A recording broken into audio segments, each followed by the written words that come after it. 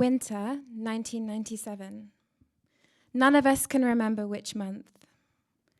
My brother, parents, and I are walking in the countryside where my mum grew up, an insular, rural fragment of Hampshire tucked between fields.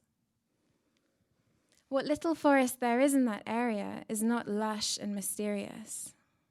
It is grey, sparse, and stressed by chemical-intensive prairie-style farming. The hum of the motorway is constant, and the heaviness of the air betrays that Heathrow is just an hour away by car. Still, it has a magic. In winter, the landscape stiffens to millions of intersecting angles of light, branch, path, and horizon, with curves of evergreen. Barren apart from their ivy skirts, the deciduous trees expose their bones. Some years they gain the temporary weight that is fresh fallen snow, wet tissue that will soon be shed, leaving the bones behind until the quickening of spring. And this is the time of year that we are walking in 1997, although I don't remember snow. The four of us make for an unusual sight in this area. I am only 9, but self-alienation and guardedness against the stares of strangers are part of life, especially here, but in other places too. It is not just that my dad is visibly black, to use a phrase, ignorant yet begrudgingly useful, I read recently in a silly throwaway article about Meghan Markle's mother. Nor is it the fact that his dreadlocks mark him out as a nonconformer. It is the combination of us four that provokes those reactions. Me, paler than my mother at times, who has been made to feel like a glitch, a nonsensical thing by people with a narrow idea of what someone with my family history ought to look like. My brother, who was once mistaken for an Arab child by an Arab man who stopped my parents and asked them what they were doing with him. Then, as an adult, stopped at the UK border and asked to recite the stops on the Northern Line. And my mum, technically a native to this land, but also a self-imposed exile.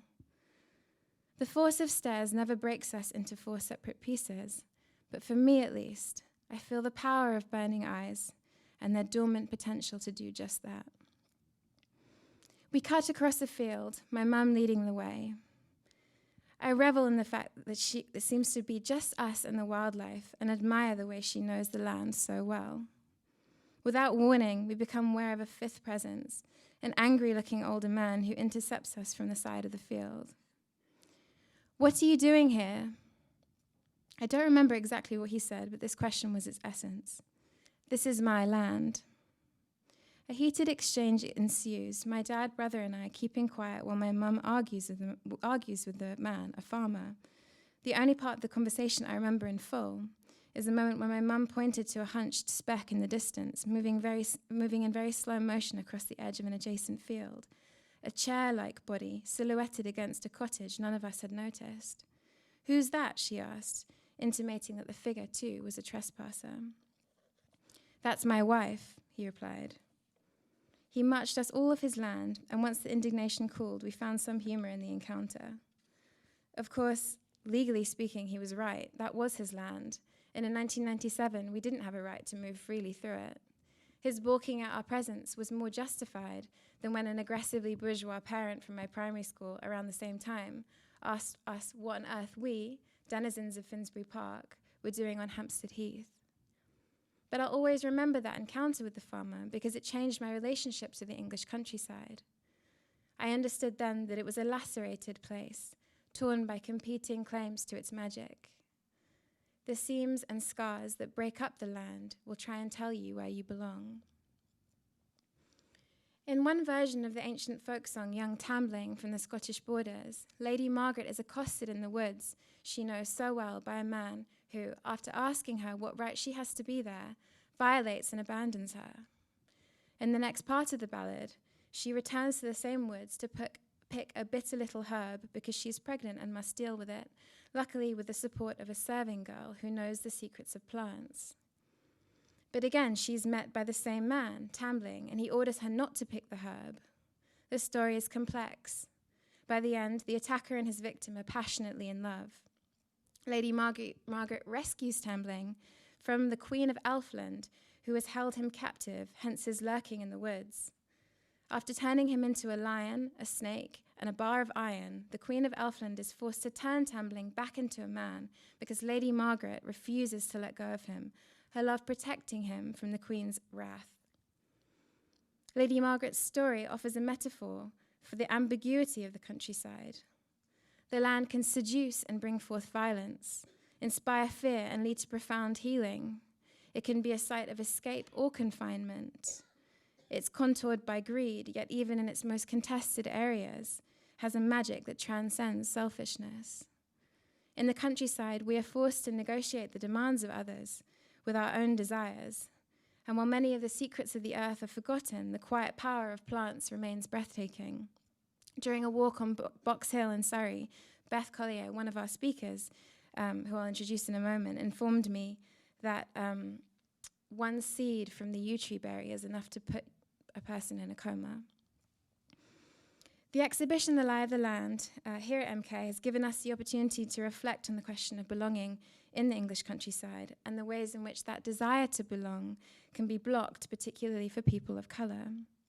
There are many ways that belonging can be claimed. Ingrid Pollard, Paul Gilroy, and I, the organisers of this event, share a love of walking in this country's rural areas. Another thing we have in common is a deep love for this country's folk song.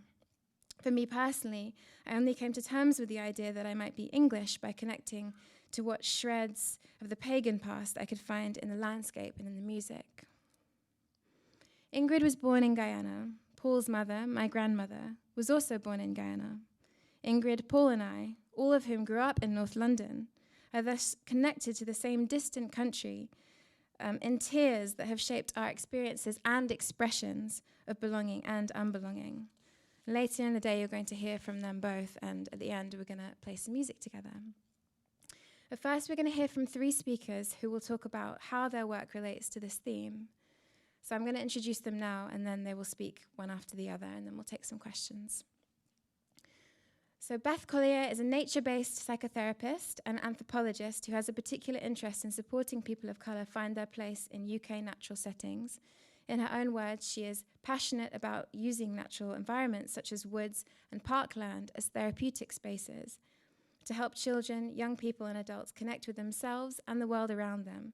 In 2013, she founded Wild in the City, an organisation that runs courses and other events that provide experiences in bushcraft, traditional skills and ecotherapy, using the skills of our ancestors to nurture a deeper connection with the natural world.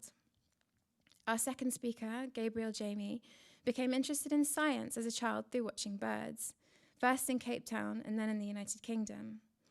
This has resulted in a lifelong avian obsession that has led him to study birds and their ecosystems in many places around the world. Gabriel did his PhD at the University of Cambridge, conducting fieldwork in Zambia and Mozambique on a group of finches which, like many cuckoos, forego their parental duties and instead lay their eggs in the nests of other bird species. Gabriel's currently a postdoctoral research associate at the University of Cambridge, where he studies the evolution of mimicry and the speciation with a particular focus on African birds. Our last speaker is Vanessa Kisoul. Vanessa is a writer and performer based in Bristol. Her multi-award-winning work, has taken her around the world from New York to Sweden, Belgium, Spain, Finland, Brazil, Bangladesh. She's won over 10 slam titles and is the author of 2 acclaimed poetry collections, Joy Riding the Storm, published in 2014, and A Recipe for Sorcery, published this year, plus a one-woman show, supported by the Arts Council and Bristol Old Vic and the Camden People's Theatre.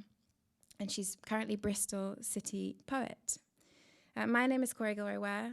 I'd like to extend a huge thank you to Anthony Spear and especially to Simon Wright and everyone at MK Gallery for hosting this event.